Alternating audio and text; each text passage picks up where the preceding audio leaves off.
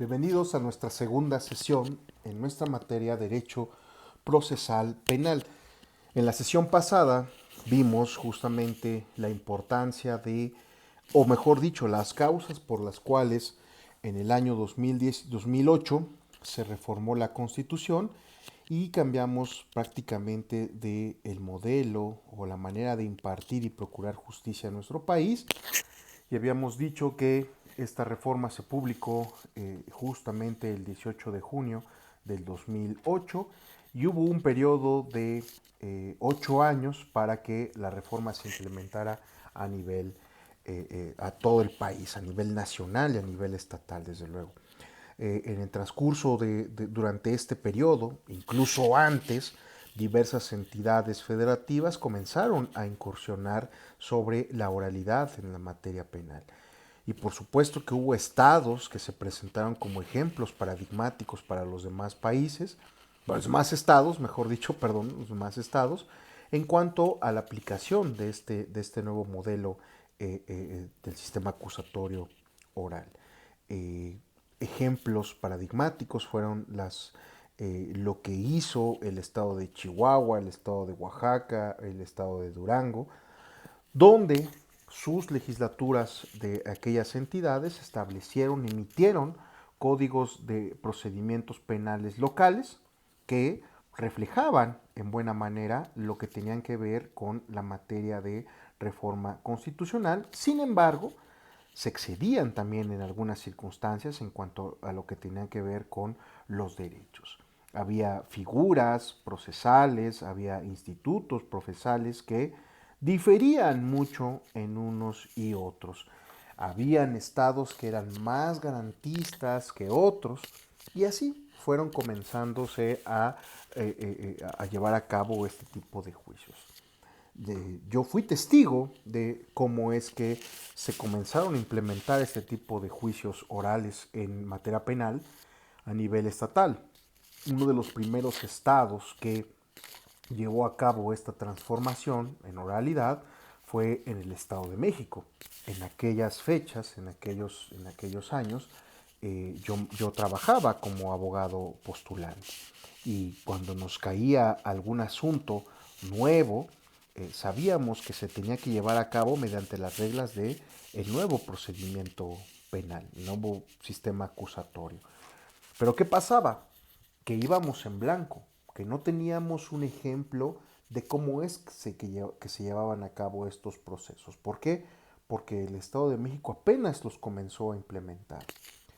Hay que decir y aclarar también esta circunstancia. En nuestro país, el sistema normativo es un sistema de fuentes del derecho y las fuentes del derecho provienen de distintos niveles de gobierno. Esto lo vieron en su clase de introducción al estudio del derecho, cuando se habla de las cuestiones normativas a nivel federal, a nivel estatal, a nivel municipal. Pero también lo que tiene que ver con las competencias de las autoridades. Hay autoridades federales, locales y municipales. Bueno, los órdenes normativos obedecen también a esa circunstancia. Por eso tenemos un código penal para la Ciudad de México, donde vienen los delitos, o mejor dicho, los delitos que se prevén que se pueden generar dentro del territorio de la Ciudad de México. Pero también tenemos un código penal para el Estado de México que regula los delitos que se cometen en el Estado de México.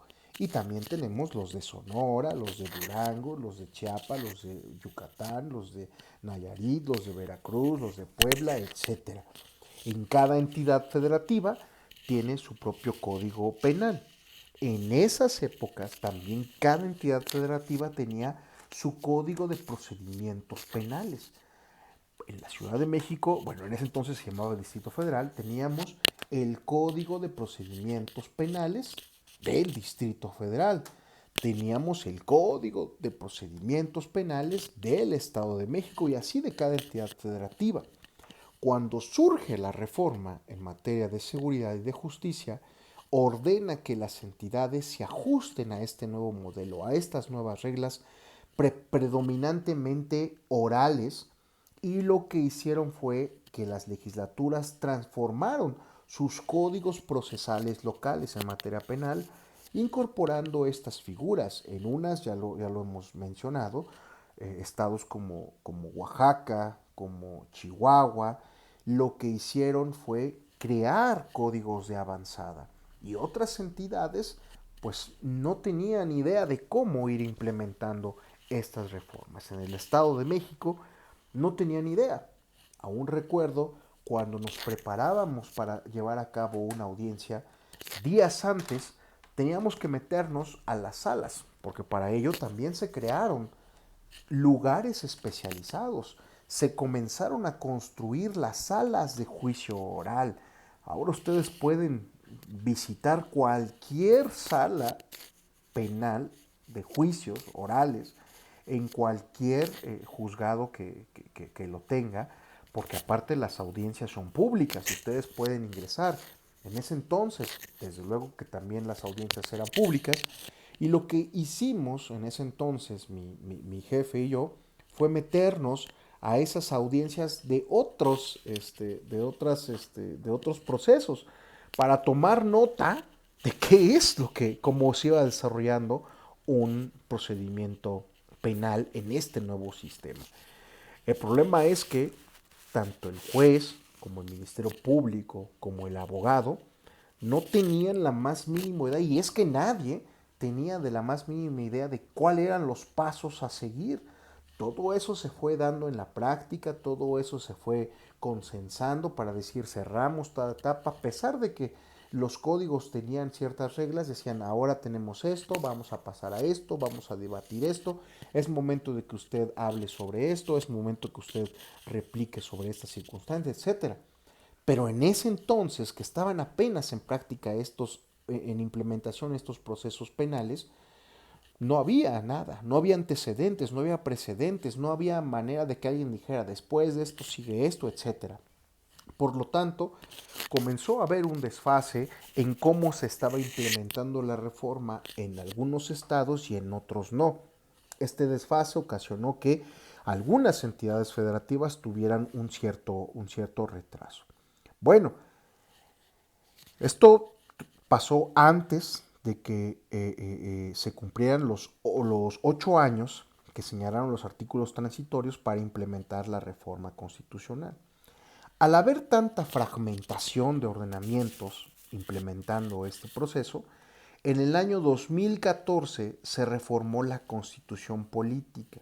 ¿Cuál fue esa reforma? Bueno, se reformó el artículo 73. El artículo 73 habla sobre las facultades del Congreso de la Unión.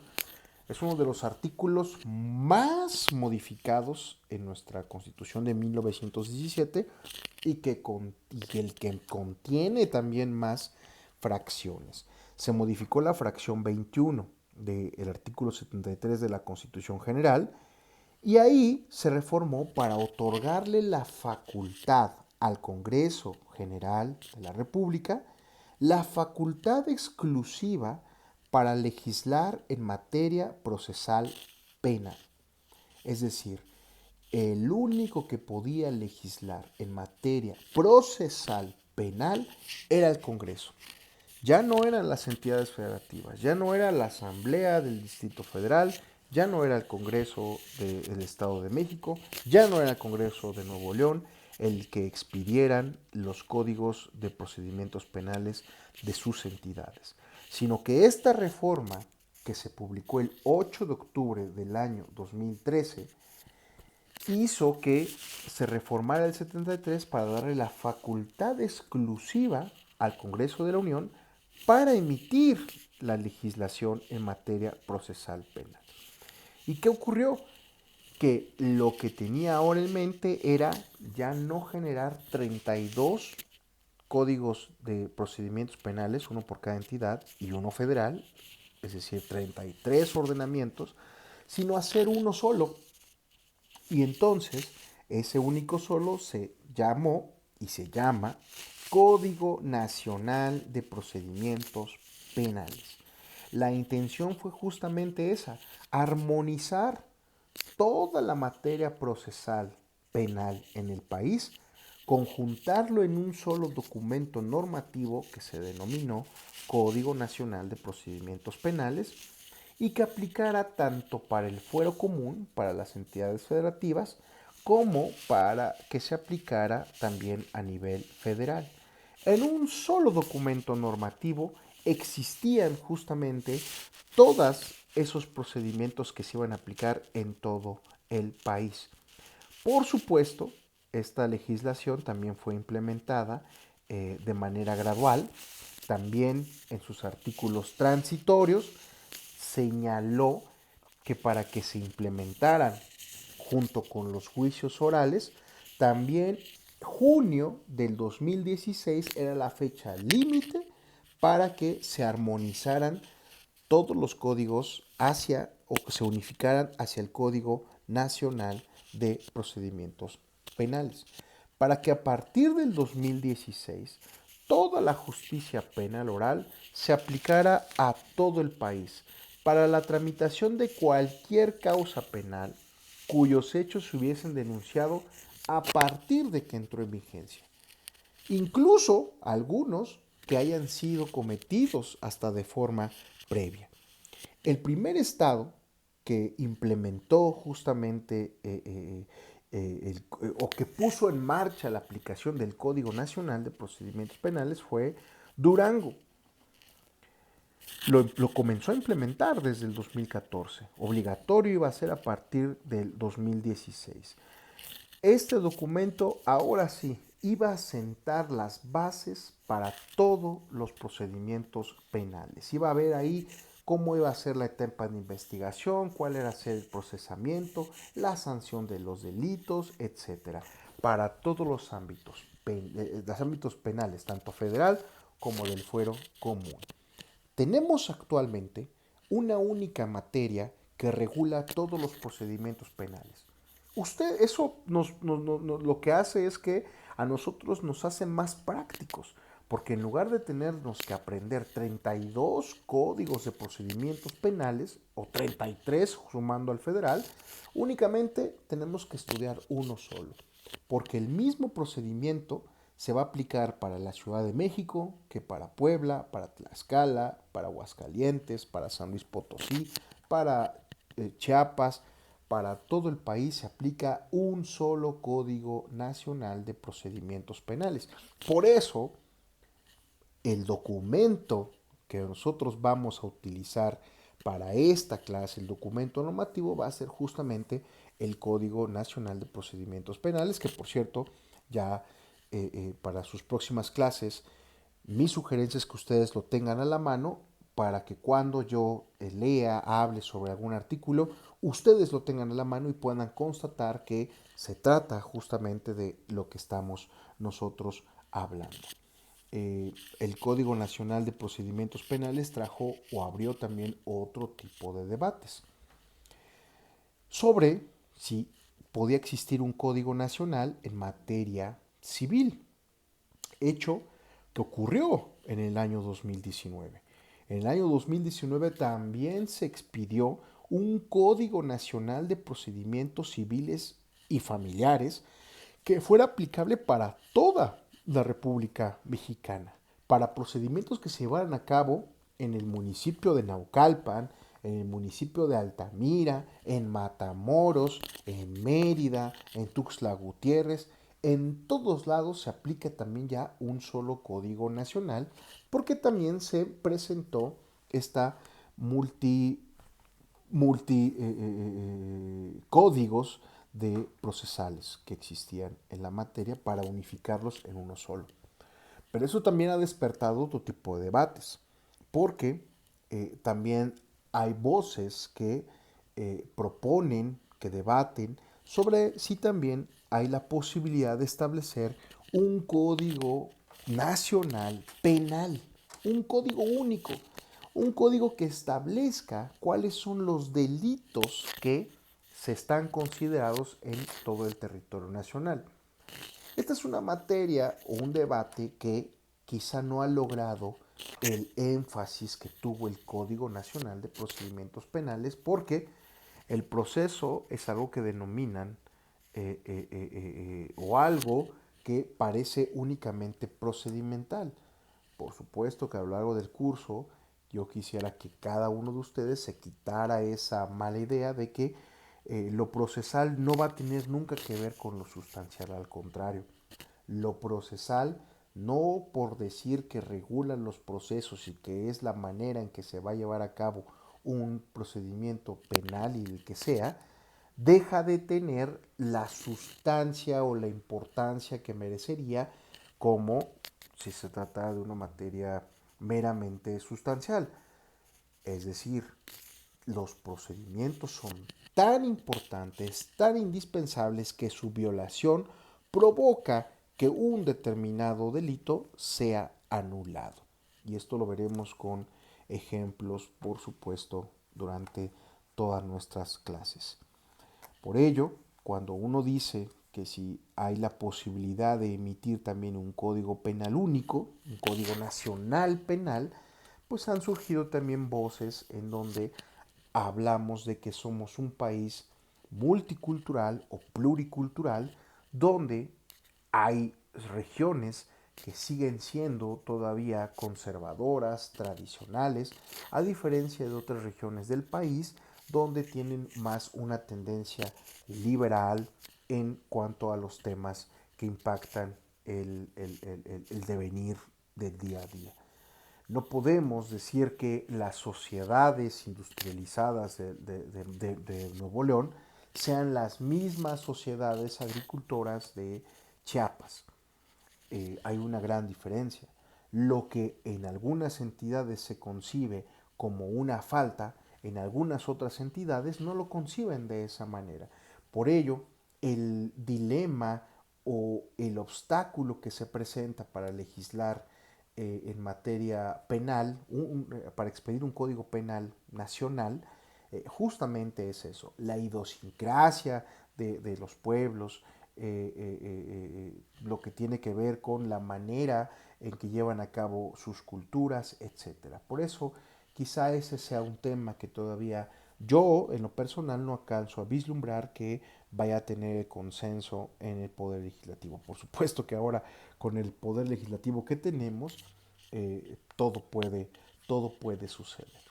Ahora, esta legislación adjetiva única fue un instrumento que armoniza el proceso penal en México.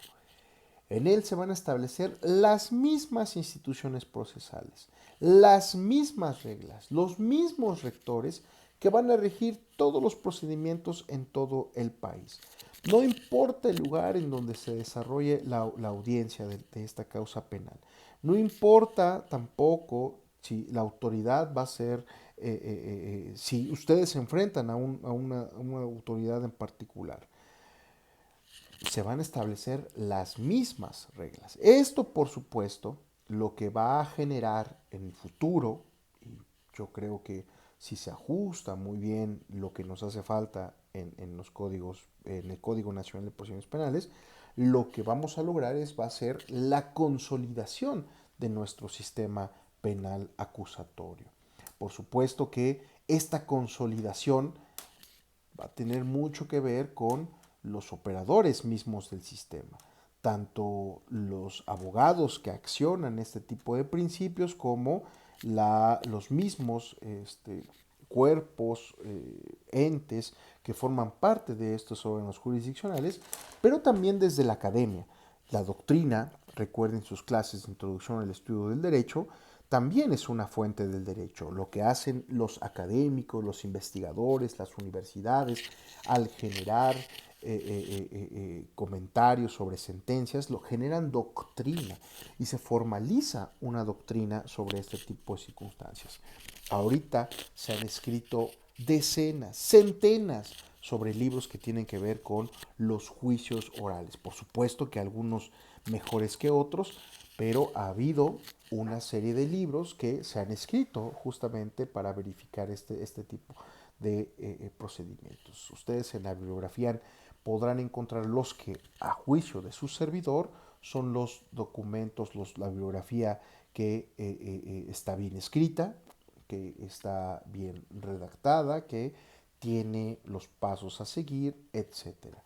Esto, por supuesto que tampoco puede ser posible sin la interpretación que los mismos tribunales hacen sobre las normas del Código Nacional. Lo que ha generado también es que se emitan jurisprudencias o tesis jurisprudenciales que vayan normando el proceso, que lo vayan dirigiendo, desde luego. No debe olvidarse que el manejo cotidiano que le demos al Código Nacional de Procedimientos Penales debe estar ligado necesariamente a otro cuerpo normativo, es decir, con la Constitución Política de los Estados Unidos Mexicanos. Recuerden que la Constitución Política de los Estados Unidos Mexicanos es la columna vertebral de nuestro sistema acusatorio. Los artículos que se modificaron son los artículos que regulan la materia penal y en la Constitución Política señalan esos ejes rectores. Lo mínimo que debe establecer un derecho penal procesal es justamente lo que abarca en la Constitución. Por ello, el Código Nacional de Procedimientos Penales tenemos que leerlo justamente a la luz de nuestra Constitución. Pero con la reforma que se dio, recuerden que la reforma en materia de seguridad y justicia se dio en 2008, 3 años después, también en junio del 2000, junio es un mes donde nos ha traído cambios paradigmáticos en el orden constitucional. Aún no acaba junio, veremos si este sexenio tenemos alguna reforma paradigmática, lo dudo mucho. En junio del año 2011 se promulgó, se emitió, se publicó la reforma constitucional en materia de derechos humanos que incorporó, entre muchas otras cosas, y que ya lo vieron en su clase de derechos humanos, se incorporó a los derechos que venían en los tratados, los derechos humanos en tratados internacionales, forman parte ahora ya de nuestro ordenamiento jurídico como ese parámetro de regularidad constitucional. El Código Nacional tenemos que leerlo a la luz de la Constitución Política de los Estados Unidos Mexicanos, pero también a la luz de los tratados internacionales. Por ejemplo, y por supuesto, la Convención Americana sobre Derechos Humanos, el Pacto Internacional de Derechos Civiles y Políticos, la Convención sobre Eliminación de todas las formas de discriminación contra la mujer, la CEDAW, y diversas leyes generales también, no nada más a nivel constitución, a nivel tratados internacionales, sino también a través de las leyes generales como son la Ley General de Víctimas, Ley General de Salud, Ley General para prevenir y sancionar los delitos en materia de secuestro o trata de personas, también legislaciones federales como el Código Penal Federal, códigos penales locales de cada una entidad federativa. De tal suerte que en este sistema acusatorio oral, lo que va a implicar es que quien acusa, es decir, el Ministerio Público es el que va a acusar, quien acusa, así como también de quien vaya a intervenir, por ejemplo, el juez, un juez imparcial, dirija justamente esta investigación de las partes a las cuales se les tiene que otorgar esa garantía de estar en igualdad de posibilidades de presentar sus pruebas, de si presento una acusación, yo poder establecer una defensa, poder establecer pruebas.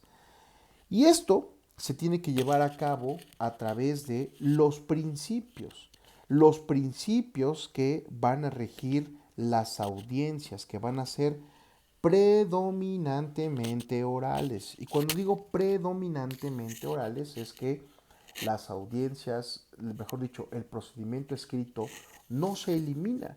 Necesariamente tiene que generar una constancia, algo mínimo, para que quede constancia en el expediente. Por eso decimos que aclaramos esa parte porque lo que ocurre fuera de las audiencias, el sistema, lo que ocurre fuera de las audiencias, pues no es oral.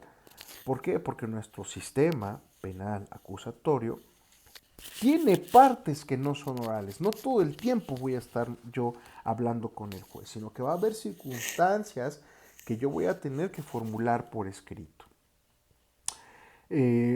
Por supuesto que el Código Nacional reconoce espacios exclusivos para la escritura. Por ejemplo, dice que se tiene que hacer por escrito la solicitud para audiencia inicial mediante la citación en libertad del imputado. No puede ir el juez a tocarte a tu casa y decirte, el viernes a las 4 de la tarde tienes una audiencia.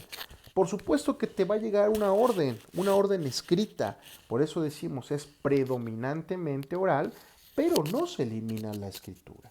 ¿Qué otra cosa se hace? Ahorita es algo muy somero.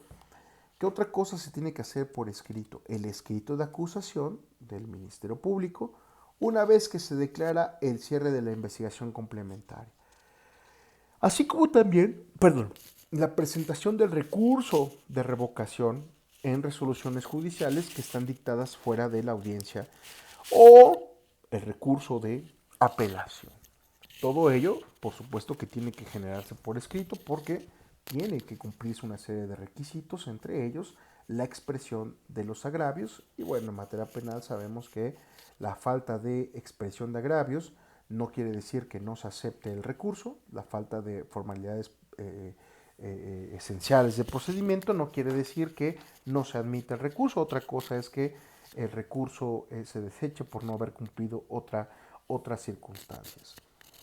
Todos estos procedimientos, por supuesto que están regidos por una serie de principios.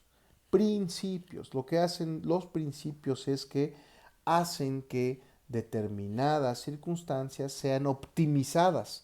Es decir, si yo estoy hablando de un principio, el que sea, lo que se busca es que ese principio irradie, permee, esté cubriendo las actuaciones o determinadas actuaciones de un personal o de una persona y que al estar cubierto está impregnado justamente de un principio. Se va a obtener el máximo beneficio con este principio. No es la diferencia con las reglas. Las reglas se cumplen, sí o no, sí se cumple, no se cumple, etcétera. Pero no hay un grado donde uno diga gradualmente el principio se lleva a cabo y se está desarrollando. Vamos a ver cuáles son los principios rectores en estos minutos que nos queda en esta segunda sesión. Primero, el principio de publicidad. Este principio implica que el debate que se vaya a llevar a cabo en las audiencias va a ser público. Ya lo he comentado hace un momento cuando les decía que cuando se implementaron los juicios en materia penal en el Estado de México, yo y mi jefe nos teníamos que meter a las audiencias previas para poder ver, tomar nota de cómo es que se llevaban a cabo. Y no lo hubiéramos podido hacer si este principio de publicidad no estuviera presente, porque por regla general, todo el debate que se genera en las audiencias es público. Toda la persona que tenga un interés en presenciar este desahogo puede entrar de manera libre al juzgado o a la sala oral para apreciar de manera directa estos debates en el juicio o de cualquier audiencia. Por supuesto que esto va a tener sus límites y límites que va a imponer la propia ley. Es decir, es por regla general de libre acceso, pero el libre acceso puede colisionar cuando lo que se está resolviendo son derechos de menores, víctimas de violación o secuestro, por citar algunos ejemplos, en cuyo caso el órgano jurisdiccional tendrá que ponderar sobre si se va a llevar a cabo este principio de publicidad o va a limitar que se lleve o que se desarrolle el principio de publicidad. Por supuesto que esa limitación va a ser correcta si se considera, como lo hemos dicho, que los principios son mandatos de optimización. No están delimitados, no tienen sus fronteras, cuál es lo mínimo, cuál es lo máximo, sino que lo que se busca es que su contenido o alcance puede determinarse caso a caso en función de los derechos que estén en juego. Lo hemos dicho, si dentro de la audiencia hay cuestiones sobre menores, sobre víctimas de violación o de secuestro, el juez puede ponderar de decir si permanece todavía la audiencia pública o no lo permanece, porque por supuesto que hay derechos que están en juego, como los derechos a la intimidad de los niños, niñas y adolescentes, en donde necesariamente tiene que respetarse esos derechos dentro del proceso. Este procedimiento de publicidad lo que busca es privilegiar la transparencia y la rendición de cuentas, ya que el desempeño de las personas juzgadoras, quienes fungen justo como operadores del sistema de justicia, no solamente es apreciado por los medios masivos de comunicación. Cuando hay un asunto relevante, cuando hay un asunto muy sobresaliente eh, sobre determinada materia, personaje, etcétera, los medios de comunicación tienen el foco ahí y acuden a las audiencias. Entonces el juez dice, bueno, ya a ver, que entren determinadas personas, porque tampoco es que las salas en materia oral sean salas enormes, etcétera, ¿no? Eh, Al final de cuentas, la sociedad va a ser la que va a tener la última palabra en cuanto a la publicidad, porque son ellos los que van a ver si en verdad una audiencia tiene este principio, se deja regir por el principio de publicidad. Ahora bien, eh, el artículo 14.1 del Pacto Internacional de Derechos Civiles y Políticos señala que toda persona tendrá derecho a ser oída públicamente y con las debidas garantías por un tribunal competente, imparcial, independiente e imparcial establecido por la ley, en la que la substanciación de cualquier acusación de carácter penal formulada contra ella o para la determinación de sus derechos y obligaciones de carácter civil. Comentemos, recapitulemos. El principio de publicidad se refiere a que todas las audiencias, por regla general, tienen que ser públicas. Implica que ingresan no solamente las partes involucradas, no solamente el Ministerio Público, no solamente la víctima, el asesor jurídico, el imputado, su defensor, sino que entra cualquier persona que tenga el interés de presenciarlas. Por supuesto que esto ha permitido que la justicia se acerque a la sociedad. Y esto retomamos nuevamente en nuestro comentario sobre el documental película Presunto Culpable. A una persona la sentencian únicamente por lo que el secretario de acuerdos está escuchando. Esas audiencias no dejaban entrar absolutamente a nadie. Los medios de comunicación aparecían en una puertita muy lejana y escuchaban, estaban atentos a ver cuando el secretario de acuerdos iba a leer la sentencia. Estaban atentos. El principio de publicidad estaba muy acotado. Los medios de comunicación tienen que ser medios de comunicación del momento, no podían ser blogs, como ahora entran a las conferencias mañaneras. No, eran medios de comunicación masivos, grandes, ¿no? Esto era el principio de publicidad. Eh, Eso en cuanto a que toda persona puede entrar, ya lo dijimos, salvo que se afecten derechos de niños, niñas y adolescentes o que los delitos que se traten sean delitos que se cometan por eh, eh, violación o secuestro. Tenemos otro principio. Este otro principio es el principio de contradicción. Hay una jurista muy reconocida que se llama Carmen Vázquez, señala que el principio de contradicción suele plantearse como una garantía procesal de las propias partes que van a cuestionar las pruebas que va a presentar su contraparte, para que estos controlen el razonamiento del juez.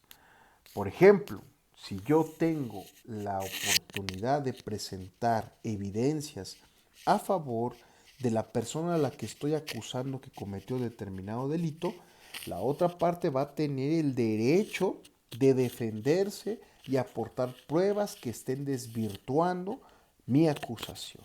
Ese es el principio de contradicción. Yo presento medios probatorios, argumentos, armo yo mi estrategia legal, pero la otra parte va a tener la oportunidad de defenderse, también armar su estrategia legal, también verificar si hay derechos en colisión, etc. Por eso es el principio de contradicción. El principio de contradicción lo que va a hacer es que va a permitir la calidad de la información que se le va a aportar al juez.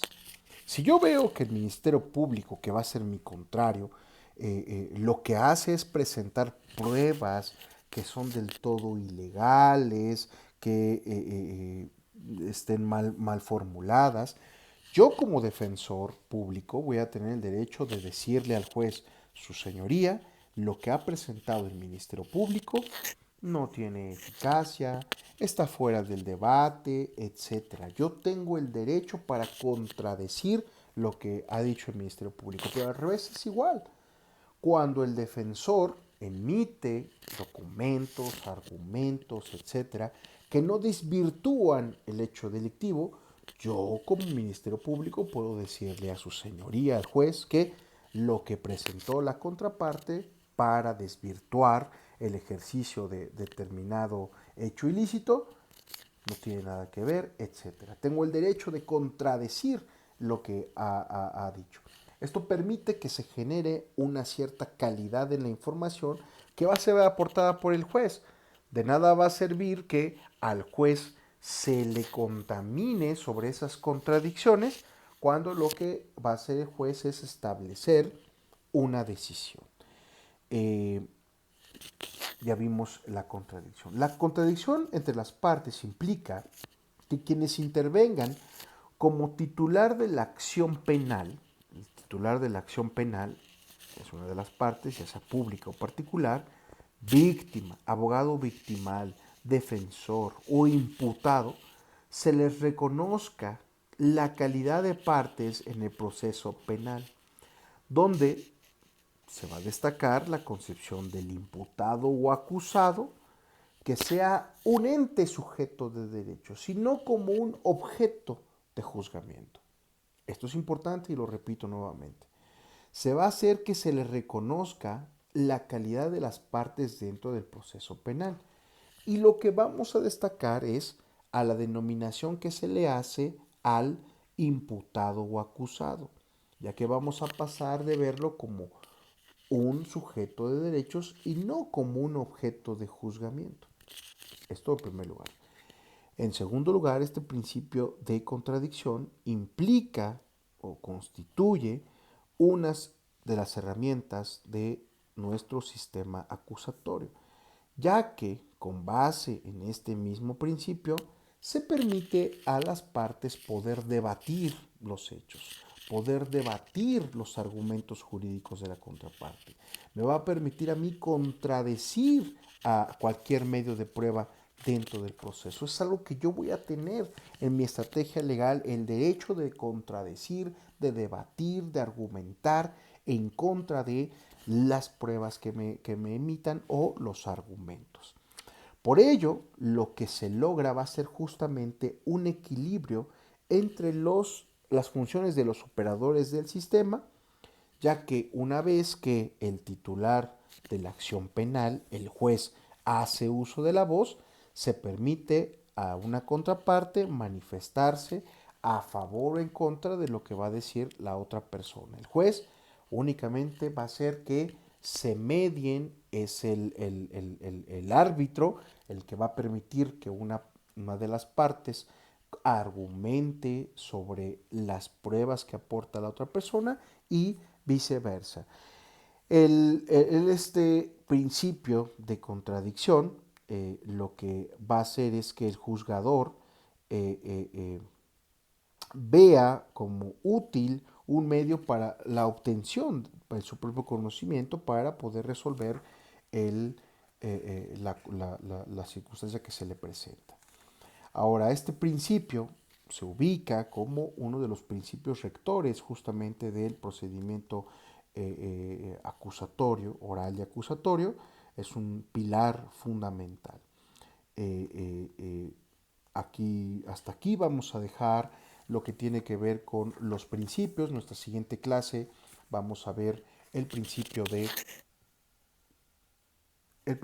continuidad, el principio de concentración, principio de inmediación, y a partir de ahí vamos a ver otros principios del sistema acusatorio, unos principios que en su materia de derechos humanos quizá vieron, como el debido proceso. Pero hasta aquí vamos a dejar nuestra sesión de esta semana. Les reitero, cualquier circunstancia, duda que se les presente, estaré a sus órdenes. Ya a ustedes, para cuando vean este video, van a tener todas las indicaciones en la plataforma, y por supuesto, como manera de ir evaluándolos, vamos a ir dejando las actividades en la misma plataforma. Las actividades tienen fecha de entrega que, una vez que se suben a la plataforma, puedan ser enviadas a más tardar el mismo día de la siguiente semana. Así que ahí ustedes van a ver el valor de cada una de las actividades. Vamos a procurar que esta clase sea un poco más dinámica, como los que estuvieron en la materia de derechos humanos se dieron cuenta que había casos prácticos que había que resolver. En este lado no cambiaremos esa metodología. Se trata de que ustedes se conviertan en analistas de determinado caso, y es como si alguien llegara a pedirles una asesoría jurídica y ustedes tengan esa capacidad y destreza para poder emitir una respuesta que, por supuesto, sea acorde con lo que señala la ley. Así que muy buenas noches a todos y cada uno de ustedes.